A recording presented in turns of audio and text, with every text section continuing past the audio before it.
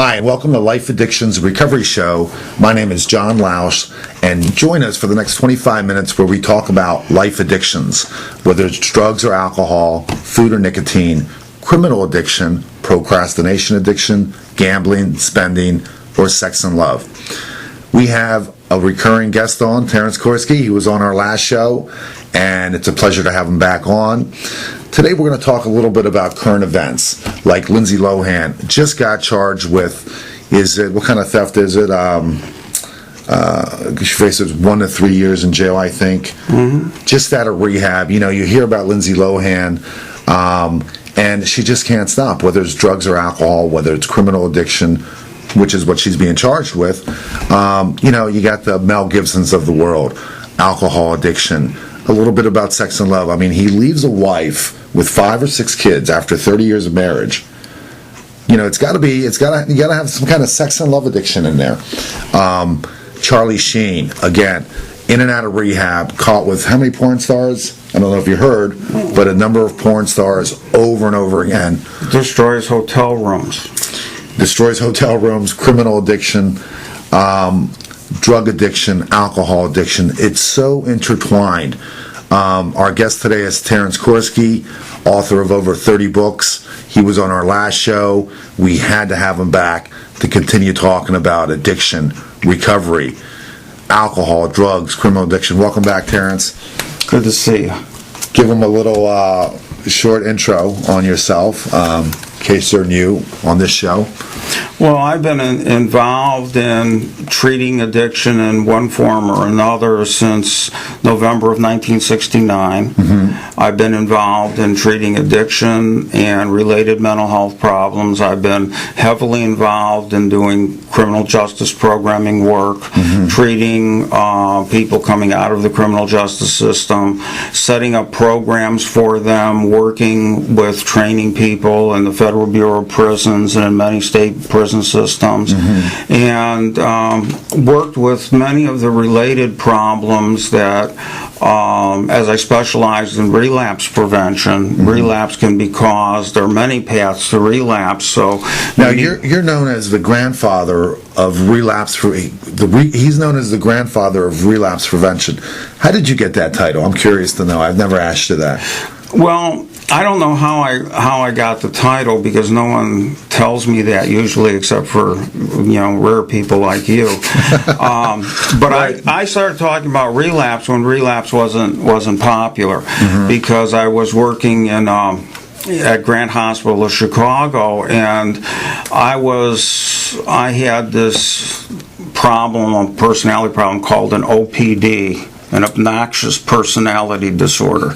I was young and bright and thought I could do everything right. It was the only moment in my life when I really understood how to treat addiction. And right. Everybody in the clinic hated me, including my supervisor. So my supervisor gave me all of the clients that nobody else wanted, which were all the multiple relapsers. And I was too new in the field to realize these people were impossible, and I was a little bit too narcissistic. If they failed, I failed, so you're going to stay sober, doggone it. Interesting. So I very quickly found out that most of the clients, and I was also raised in this newly emerging third wave of psychology, where you would listen to people, mm-hmm. and you'd be down, not at their level, but you'd be facilitating them to talk and integrate and use thinking and feeling and images and all of these kinds of things. So you would build a rapport with them, and mm-hmm. then draw the information out of them slowly over time. And what I quickly figured out is most of the things that addiction counselors would do, mm-hmm. would be to give people a lot of good information about what to do, but many of the people were just too fogged out who relapsed to take it in. Right. And this turned out to be a condition called post-acute withdrawal or protracted withdrawal. So you need to give people a supportive environment, tell them that stress is going to aggravate this, help them get on a proper diet and a structure and get through that mm-hmm. additional 3 to 5 month period. And then I began taking histories of the periods of abstinence that the people had. because everyone's focusing on the period of drinking and drugging, saying, well, if I can convince you have a problem, you'll stop. Right. But it was obvious that all these relapsers knew they had a problem, and they wanted to stop, and they could stop, but they couldn't stay stopped. So you focused on their sustained abstinence. Yeah, I said, well, what? All right, here you were drinking first time, and then when you made a decision to quit. What did you want sobriety to give you or recovery to give you that you couldn't get for yourself in any other way? And what did you want to stop happening to you? What were the negatives that you wanted to leave behind that were caused by your addiction? And then I'd ask them to go through and tell me step by step how their recovery went. And usually you'd find that it worked for a while, and then the person either became lethargic or it stopped working or some incident would happen, and then their recovery program wouldn't work because it wasn't addressing whatever was changing in the person. And then they'd hit a point where sobriety wasn't giving them what they thought it would. It wasn't giving them what they wanted. And they were in a lot of pain, a lot of grief. They couldn't manage it. They didn't know how to handle it. And the only thing that ever made them feel good was drinking and drugging. And they would hit the point where they would truly believe, I'm in so much pain, I have so many problems, I'm sober, I can either use my drug of choice to make it feel better, clear my head and figure it out, or I can kill myself, or if I sit around like this, I'm going to go crazy or die of a heart attack or some other stress-related illness. So obviously those are all bad choices. They don't have any good choices, but the best of those three is drinking and drugging. Yeah. Because I can detox you from being drunk, I can't detox you from being dead, I can't detox you from a fatal stress-related condition, you know. So if you have gotten to the point where you believe, and the universal belief of the relapser is, I have tried everything and nothing has worked, you know, and it's, you know, so very nasty guy, I say, well, let's take out a sheet of paper and pencil and put up a blank sheet, and now you've tried everything, so let's start a list. What's everything that you've tried? You actually did this with thousands of patients. Well, actually, the first group was 117 back in the early 1970s, and I did the histories, and I looked at, you know, what they wanted to get out of the use of alcohol and drugs and what they didn't get, and you know, discovered there's really it's not an infinitely complex thing that people are looking for. They're looking for, number one, the unique euphoric high of the drug that they can never have again. Right. And normally they develop tolerance, and it takes so much of the drug to feel the way they want to feel that they're near overdose. So I get a couple answers for number one: exercise, right? Maybe not caffeine, but getting up at a brisk walk in the morning. Well, yes, you find that their biological, psychological, and social health is terrible. Yeah.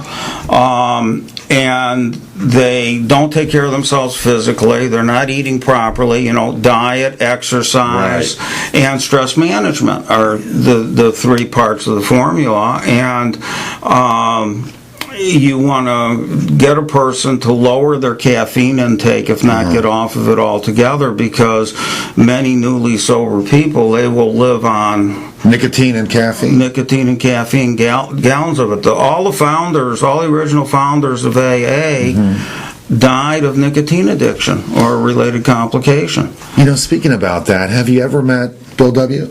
I never met him personally, no. Okay. I've seen his tapes. Yeah. Because you were around. I mean, we all were up until his passing. I think it was in the 80s, wasn't it? I'm not sure when he passed, but I know that I never had the privilege of meeting him, and the last few years of his life, he was very inactive. He was not going out as much or whatever. So his last years, I don't know a great deal about. Yeah. Bill, I never met Bill W. I never met Dr. Bob.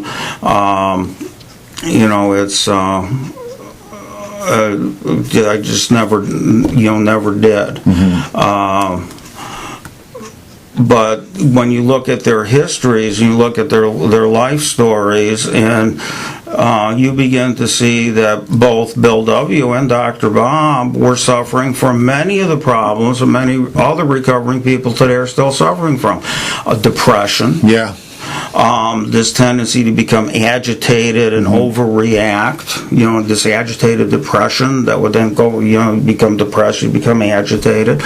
Bill W. actually participated in numerous forms of therapy for his depression, including an experimental LSD therapy program. Is that right? Yes. Him and Timothy Leary. Well, he wasn't with Timothy Leary. That was when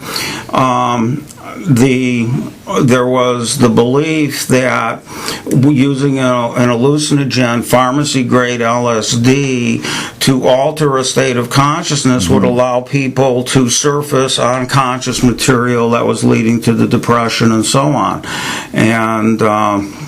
And he was in one of those programs, and it didn't help his depression very much. He was very, very depressed very frequently and very severely, but he never drank or used drugs over it. And that experiment with, his clinical experiment with LSD, I would not consider that as a relapse, because it was, he'd go into a session and he'd take a prescribed dose to lower it, and then he'd have the therapy sessions. And back then, it really wasn't considered a relapse. Otherwise, he wouldn't have. Right. It was in a medical. In the early days of AA, the only thing you did is you swore off of alcohol, and there really weren't a lot of other drugs of abuse around. There was street heroin, and then there were the painkillers that were morphine and things like this used after surgery. But it's like the alcoholic hadn't found better living through chemistry yet. That started with the sedative drugs, Valium and so on, as they began going in.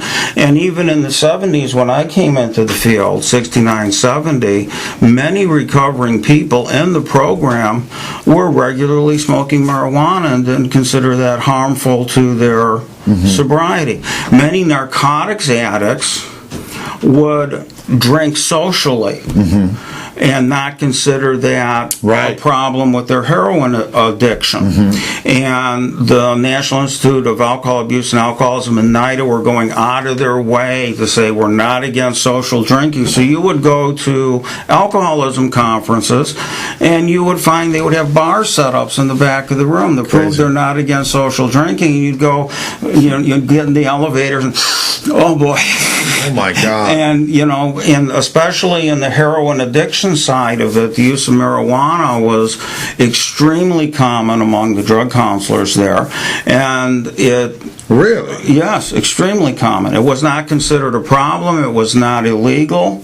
It was... there was just no awareness of what it was. And of course, smoking, everyone was smoking everywhere. If you were at any conference at all, you'd have to end up ducking down and just about crawling out on the floor, breathing on the floor to keep from getting... It was horrible. I remember I was in the car with my stepdad, and he used to smoke in the car with the windows up. Now, this is in the 70s, but it was common.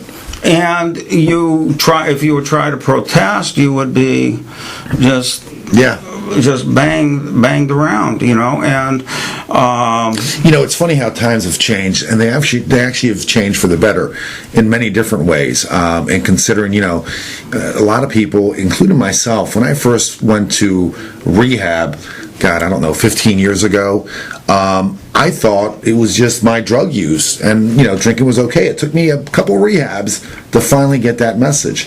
And today, it's like smoking. Smoking's being banned in New York and different places. It's really, really bad for you. Nicotine addiction, caffeine addiction. All these things are so intertwined. We're in 2011 now, and whether you're talking about the 70s or today, some things haven't changed. Drugs, alcohol use.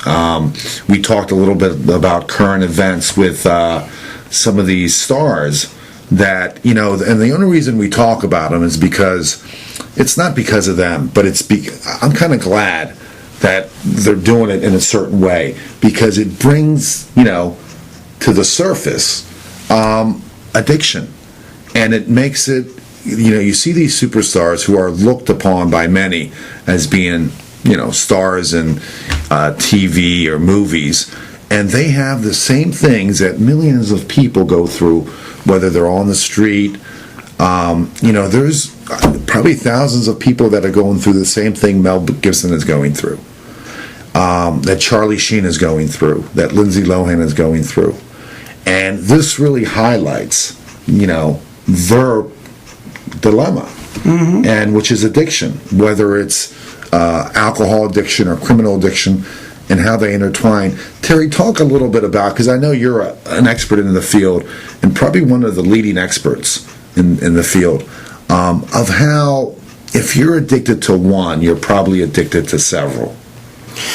Well, but the first thing you have to look at is, what was a person like before they became addicted?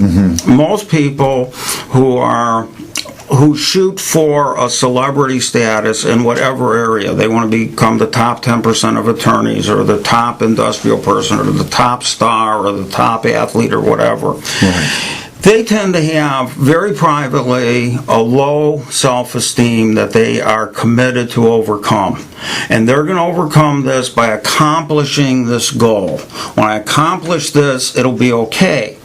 But they have this deeply entrenched belief, if I can do it, it isn't worth anything. So now, if I can star in a movie, I'll be okay. Right. So they star in a movie and they're not okay. Why? Because I got that role. It was a crummy role. I need a better role. So they go after the better role and they get it. They're still not okay. Well, I need the top director. They get the top director. Well, now I need an ongoing TV drama that's rated #1. So I get one. And I'm still not okay. And this gets really frustrating, especially for the people who are talented and working hard and make it. Because they're succeeding right up the ladder, and they have all the social indicators that tell them they should be happy. They have enough financial resources to buy things, but they're getting more and more miserable as they succeed, because they're beginning to get the notion that no matter what I do, I'm not going to feel any better. So they begin trying things outside of their success mode. Sometimes to relax from it, to take a vacation from it, sometimes to enhance it. But they begin experimenting with drugs. They begin experimenting with other excitement-seeking behaviors. And you also have people like, and I'm not sure of this, and I don't want to give Lindsay Lohan, to say anything negative about her. Right. But her behavior exudes somebody who is just stuck in an adolescent rebellion. And she gets her thrill out of rebelling and taking people in authority and giving them obscene gestures. So, and she also thrives on the excitement of getting away with things, which is also what adolescents, they test the limits. What are the limits? What are the limits?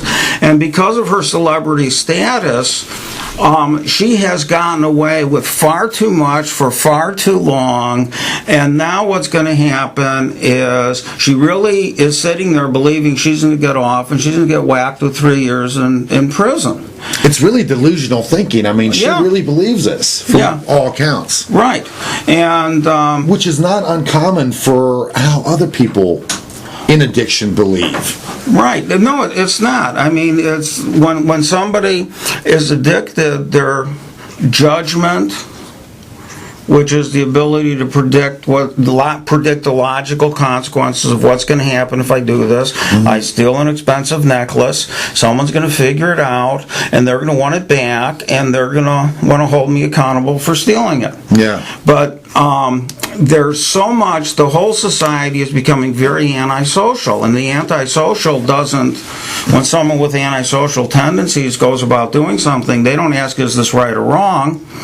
They ask, first question they ask is, if I do it, what are my chances of getting caught? If it's, that's factor number one. Am I highly likely or not? Factor number two is if I do get caught, how bad's the punishment? Now, you're talking about normal people that think it through. Yeah, but this is this is the normal circuit that people with antisocial traits who like manipulating the system get. Right. And then the third thing is if I do get caught, what's my ability to scam out of the consequences? Right. So if those three fit together where there's a reasonable risk I won't get caught, and if I do get caught, I don't believe the penalty is going to be bad, and I got enough money to buy good attorneys or manipulate whatever system, well, then I'm going to do it. Then it's good for me. Yeah. And it doesn't become wrong until I get caught. Yeah. I can steal as much as I can steal, and as long as I don't get caught, it's okay. What makes it wrong is that I got caught. Yeah. And I got caught because the victim screamed too loud, Yeah. which is blaming the victim, or because the enforcer caught me, and they should have left me alone. And there's a pattern, and it begins at a very young age. Whether it's bouncing checks or stealing cables, something as simple as that, cutting corners, trying to beat the system. It really does start with that mentality. And it escalates to, what you see some people go through in life. I have a right to something for nothing, and I shouldn't have to work hard to get it. But most of the people who are into criminality and then into drugs and criminality, they work harder stealing money than they would work if they were earning it. Yeah. There was a big study done on how much time an average drug dealer spends at dealing drugs, and they're spending 50 to 60 hours a week copying it, preparing it, getting it out on the street, selling it, and they average $40 to $45 an hour average income, not counting jail time. Jesus. And if you count jail time, they're making under minimum wage. And still they decide to do it, and in their by mind, the thousands. In their mind, when they first sit down, they'll say, "Oh, but I made millions of dollars doing this." And I say, "All right, take out the pencil and let's add it up." Right. And it's never millions of dollars; it's tens of thousands. But what they do is they take, they take their big scores and they don't realize how much over time it really breaks down. Terry, we have to stop for a second and give a plug to our one and only sponsor, Life Addictions Recovery Program, featuring the Recovery Pod. It's an MP3 player that's already downloaded with audio. It's meant to shift a person out of addiction. It's a self-contained unit. It's called the Recovery Pod. It comes with headphones, a charger. Turn it on, hit play. It's already downloaded. There's no burning off a computer or a CD. You just turn it on, hit play. It's already charged. We have one specifically for drugs, one for alcohol. This is a product I really believe in. It's like your new 24/7 sponsor guide. Whenever you're not in a meeting, whenever you're not in a session, it obviously works best if you're in counseling and if you attend 12-step meetings. But if you don't have any of that and you're just starting out, you get one of these recovery pods, and it's going to show you the way. It really is life-changing. We hear about a lot of people, overdosing and stuff. If possibly they had one of these, it could have been a game changer. It really can show you the way. Addiction is a very serious thing, and it's horrible. Life Addictions Recovery Program offers you a solution, the Recovery Pod. Please, 717-991-4755 or lifeaddictions.com. Terry, you have a number of products that help people with addiction to get sober, to stay sober. What's some of your best sellers? Where can they get a hold of it? Well, I've published nearly 30 books, and most of them are still in print and people are still interested in them. You can get those from www.relapse.com. I'm sorry, relapse.org. Okay. Relapse.com will take you to a record company that does heavy metal. But relapse.org is the correct place to go. And you can also find me on Facebook under Terence.Gorski, or just search Terry Gorski and you'll see that I have a professional page and I have a personal page, and people are more and I do keep that up personally, and there's a lot of excellent notes on various aspects of recovery, short, sweet, to the point. A number of, when I say a number, I mean a lot, most maybe even rehabs use your products, don't they, and teach? A lot. Yeah. A real lot do. Yeah. And sometimes it's staggering for me to realize how much of my work is used, because I have books that explain things, but then there are workbooks that ask questions that you then answer, and you can discuss it with your sponsor or somebody else in recovery or with a therapist. And even if you just go through the questions and you write to the best of your ability the answers, it will begin leading you to think about things that addicts have trained themselves not to think about. So we have workbooks for relapse prevention, we have workbooks for changing personality and lifestyle patterns, we have workbooks for dealing with denial, and they're relatively inexpensive. They're very inexpensive compared to other books. And many therapists use these in their work with patients, and if you're going to a therapist, you don't feel like you're going anywhere, get one of these workbooks, start working it, and if interesting things come up, take it to your therapist and say, I want to discuss these things with you.